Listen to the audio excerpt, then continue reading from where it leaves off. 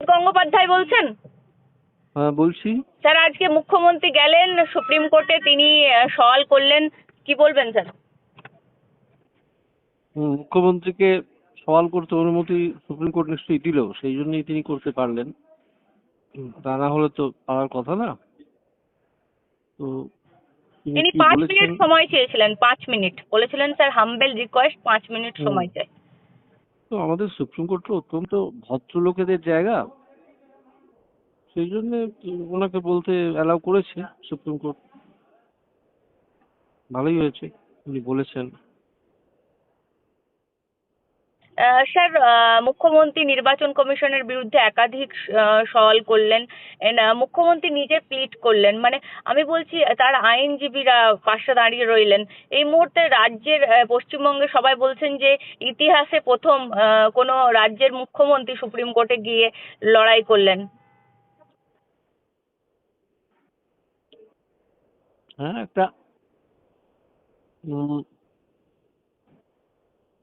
Rare rare ঘটনা তো বটেই। আগে এরকম কখনো ঘটেছে কিনা আমি জানি না, শুনিনি কখনো। তো আর ইলেকশন কমিশনের বিরুদ্ধে উনি কি বলবেন? ইলেকশন কমিশন তো ভুল কিছু করছে না, খারাপও কিছু করছে না।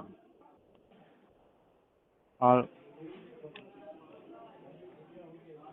হাজার হাজার মানুষকে ডেকে পাঠিয়ে তাদের হিয়ারিং হচ্ছে, ডিসক্রিপেন্সিটা ঠিকঠাক করে নেওয়া হচ্ছে।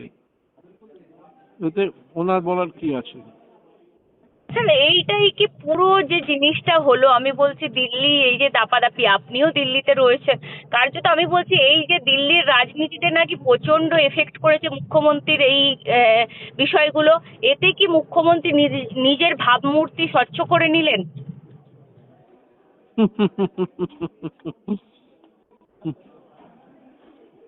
দেখুন, দিল্লি একটা অনেক বড় জায়গা, এখানে অনেক বড় বড় বিষয় নিয়ে চর্চা হয়। সুতরাং কে সুপ্রিম কোর্টে গিয়ে 5 মিনিটের জন্য কি সওয়াল করলেন তাতে দিল্লিতে কিছু যায় আসে না। তো স্যার, প্রাক্তন এখানে কোনো গুরুত্ব। একদম প্রাক্তন বিচারপতি হিসেবে আপনি কিভাবে দেখছেন বিষয়টা? আজ যে মুখ্যমন্ত্রী সওয়াল, এতে কি যে দুর্নীতিগ্রস্ত মমতা বন্দ্যোপাধ্যায় বারবার বলেন, সেটা কি পশ্চিমবঙ্গবাসীর কাছে স্বচ্ছ হয়ে গেল তার না, বিষয়টা? তা আবার হয় নাকি? তা আবার হয় নাকি? তাহলে তো কোনদিন তিনি বলবেন যে আমি গঙ্গা স্নান করে এলাম, আমার সব পাপ ধুয়ে গেল। তা আবার হয় নাকি? তিনি যে দুর্নীতিগ্রস্ত দল নিয়ে চলছেন, যে দুর্নীতিগ্রস্তদের নিয়ে চলছেন এবং নিজের দুর্নীতিকে যেভাবে সাহায্য করে যাচ্ছেন, সে সব থাকবে, মানুষ কি ভুলে যাবে নাকি? এটা গিমিক ছাড়া কিছু না। আপনি বলছেন পশ্চিমবঙ্গের রাজনীতিতে কোনো ছাপ পড়বে না এই 5 মিনিটের না কার্যত না, কোনো ছাপ পড়বে না। কি ছাপ পড়বে? 5 মিনিটের মুখ্যমন্ত্রীর সওয়াল কোনো রকম ছাপ পড়বে না বলছেন রাজনীতিতে? বাংলার না, মানুষ আমার তো মনে হয় কোনো ছাপই পড়বে না। আর দুদিন বাদ লোকে ভুলেও যাবে। স্যার, এটা কি হুম, রাজনৈতিক স্ট্যান্ড বলে আপনি মনে করেন? অবশ্যই। কিরকম ভাবে দেখছেন? অবশ্যই, কারণ কোনো কোর্টে এসে সওয়াল করা উকিলদের কাজ। তার নিজের লয়ারও নিশ্চয়ই ছিল, অ্যাডভোকেট। তো তিনি ব্যাপারটাকে নাটকীয় করার জন্যে সুপ্রিম কোর্টের কাছে 5 মিনিট সময় চেয়ে নিলেন, চেয়ে নিয়ে কিছু বললেন।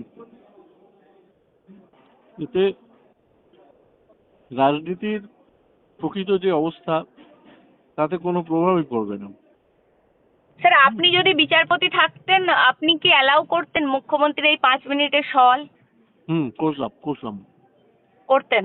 হুম, মুশকিল করতাম। আমার আদালতে এসে তো অনেক লোক ইন পার্সন মামলা করে গেছেও। সুতরাং এখানে আলাও না করার কিছু নেই। এটা খুব রেয়ার ব্যাপার।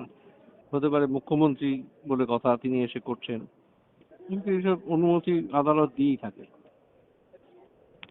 মানে সাধারণ মানুষকেও দিয়ে থাকে, আদালতকেও দিয়ে, মানে মুখ্যমন্ত্রী বলে এক্সট্রা কিছু নেই নাকি আজকে? ঠিকই বলছেন, আদালত সাধারণ মানুষকেও দিয়ে থাকে বলার জন্যে, কথা বলার সুযোগ। আপনি বলছেন আগামী দিনে এটাই রাজনীতিতে আপনাদের কোনো প্রভাব পড়বে না, না না, কি প্রভাব পড়বে? কিন্তু উনি তো মঞ্চে দাপিয়ে বেড়াবেন আপনাদের জন্য আমি সুপ্রিম কোর্টে গেছি। কবে জন্য গেছেন? সাধারণ মানুষের জন্য। সুপ্রিম কোর্ট কি অর্ডার দিয়েছে আমি জানি না।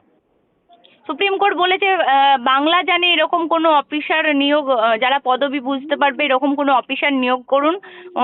আপনি কোনো রাজ্য সরকার কোনো অফিসার দিন যারা বাংলা ভালো বুঝতে পারবে, পদবি সম্পর্কে যাদের সম্মুখ ধারণা আছে। হুম।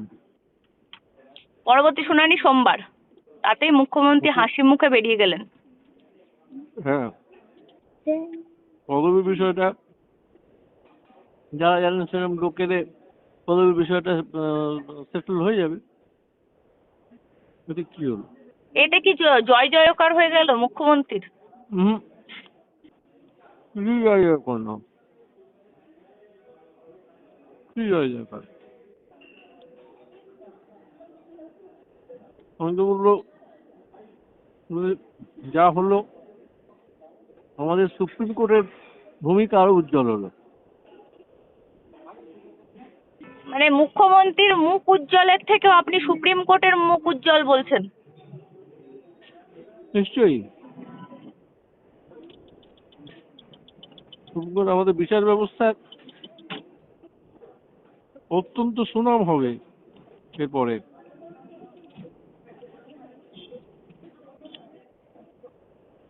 সুনাম তো আছেই।